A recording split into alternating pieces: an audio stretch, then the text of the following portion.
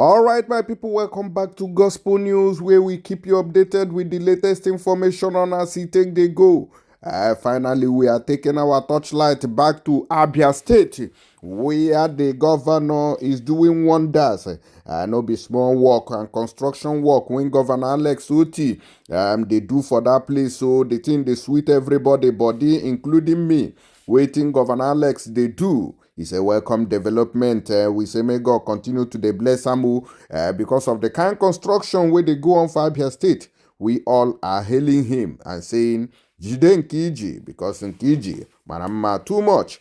Quickly, they say that a fresh report, they say that there is ongoing mass work and reconstruction and construction of roads everywhere around Abia State, including Port Harcourt Road.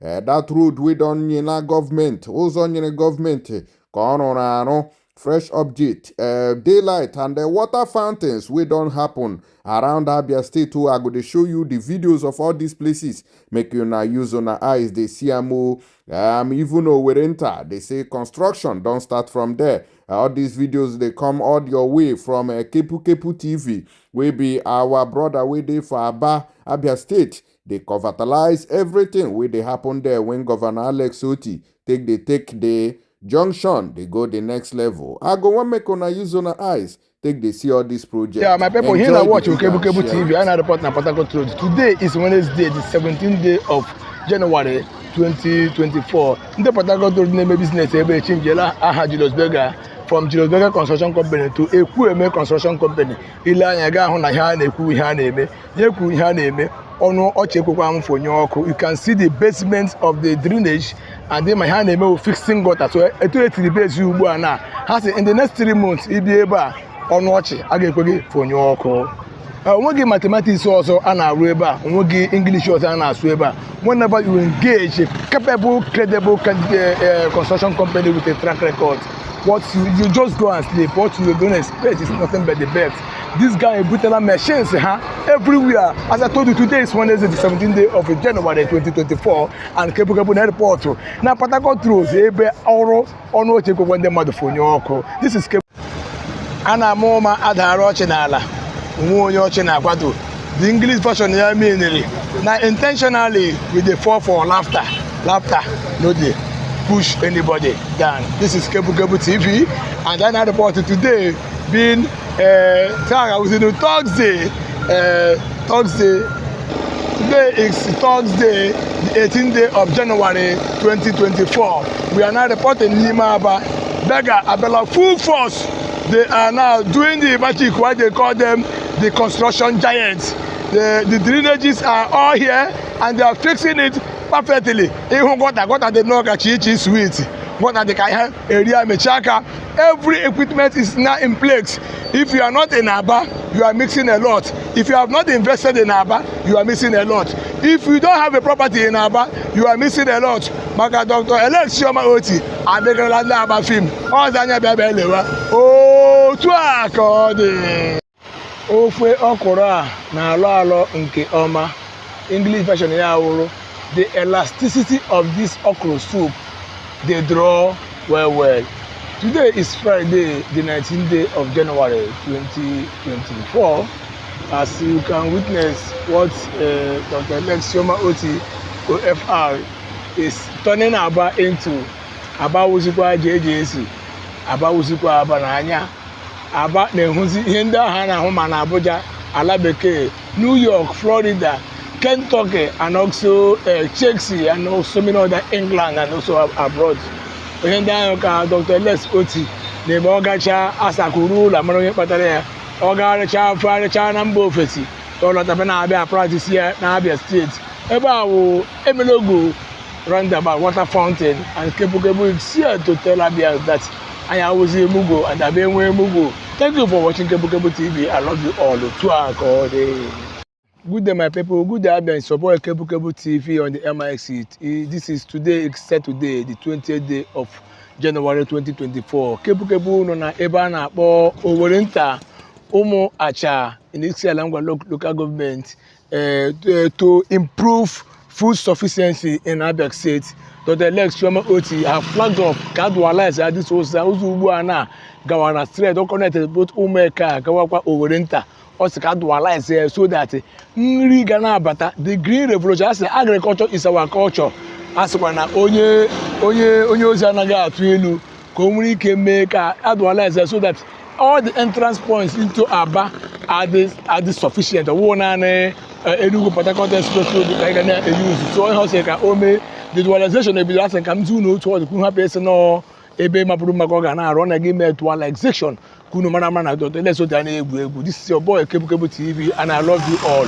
Utua call the my people, has to know how to become more powerful. Be calm, talk less, show respect, observe more. Move in silence, make eye contact, manage time better, think before speaking. Do you buy social no okay? Yeah, Kebu TV, and here now watching Kebu TV, and today is Saturday, the 20th day of January 2024. The only way to be powerful now, and they do gossiping, and they follow you those beggar lands, and they go, they gossip anything work where they happen in Abia State. Ever since in Nigeria, I am so powerful. My gossiping strength will never increase.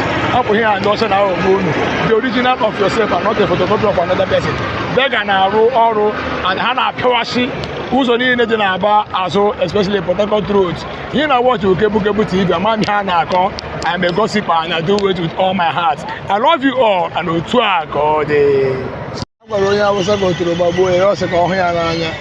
Now, Kebu TV can I watch today, Saturday, the 20th day of January 2024.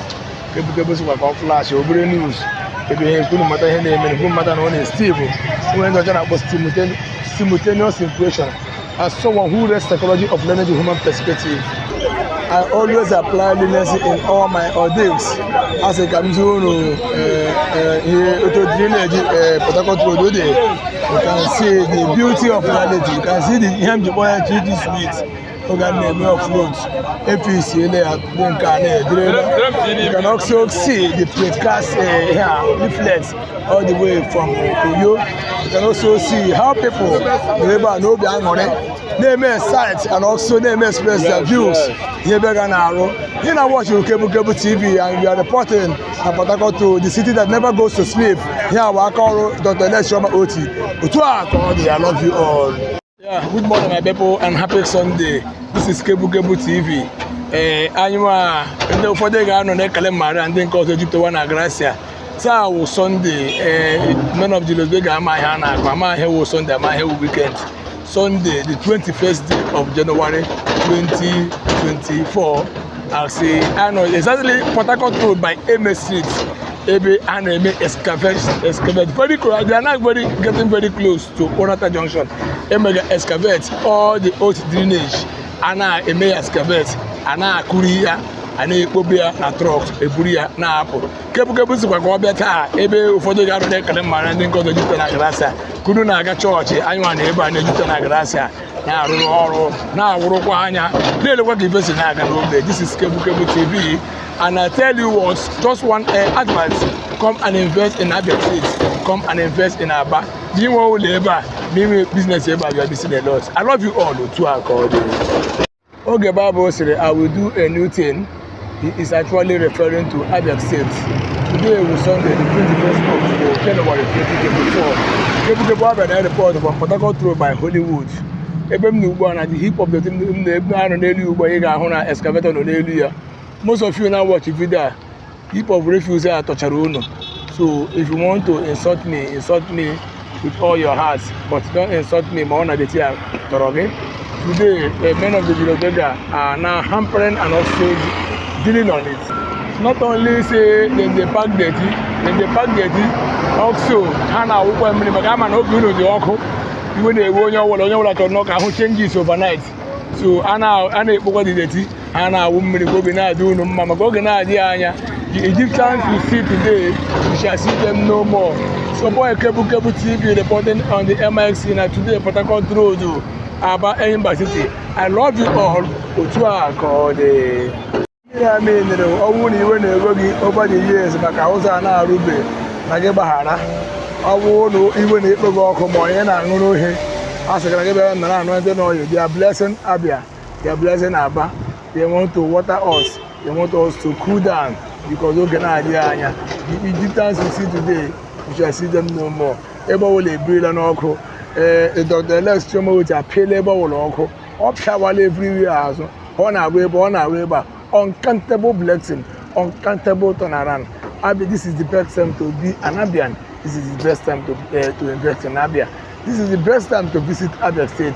If you are not here, you are mixing a lot.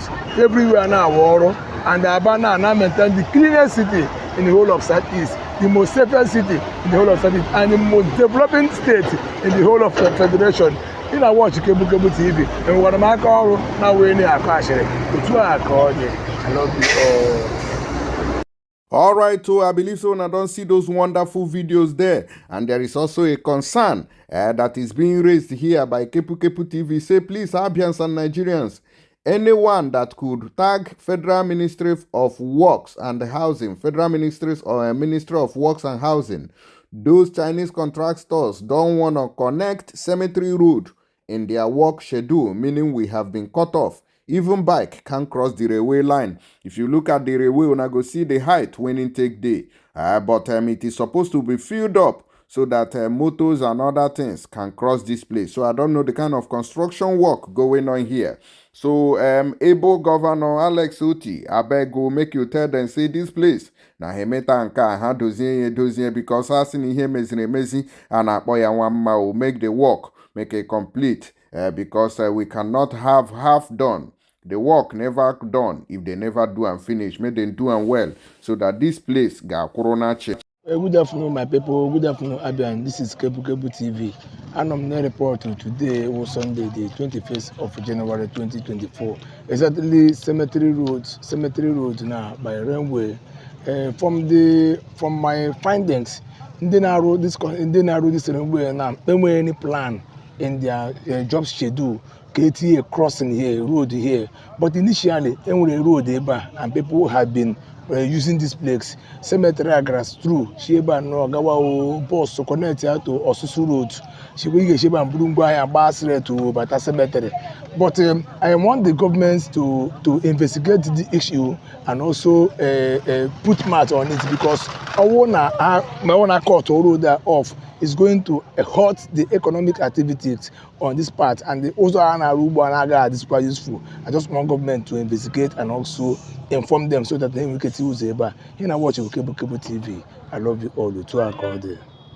I believe so, and I don't see all the videos where we take the showcase waiting the governor they do for Abia State. And it is marvelous in our sight. Governor Jiden Kiji, and that particular concern raised the concerning the railway, where they say they no connect to Abeg.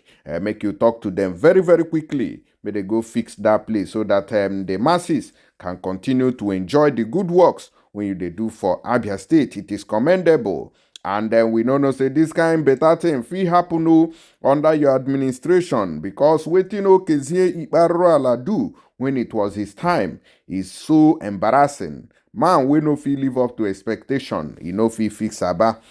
Look at what you are doing. Want to commend you. And then my people, those of you who they watch this video, don't forget to touch the share button. Make this video they go viral because we cannot keep quiet. When something like this is going on in Abia State, we must bring Abia State to the limelight so that development will begin to enter. Anybody will be say you get money, we won't go do any development, make a run. They go Abia State. That place now, it don't be like Dubai. Thank you.